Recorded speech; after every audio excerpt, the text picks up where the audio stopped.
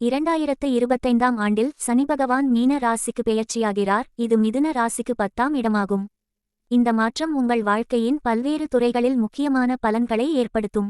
சனி பகவான் தொழில் ஸ்தானத்திற்கு வருவது புதிய வாய்ப்புகளையும் அனுகூலங்களையும் தரும். உங்கள் தொழிலும் வேலையும் மெதுவாக வளரத் தொடங்கும்.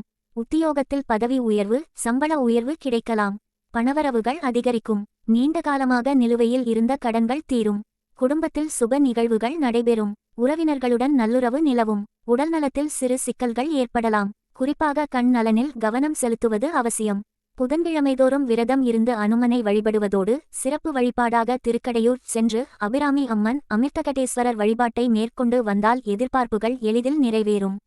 மேலும் பால், தயிர், கோமூத்திரம், நெய், சாணம் கலந்த பஞ்சகவ்ய கலவையை வாரம் ஒரு முறை வீடுகளில் தெளிக்க தோஷம், தீட்டு நீங்கி லட்சுமி கடாட்சம் அதிகரிக்கும்.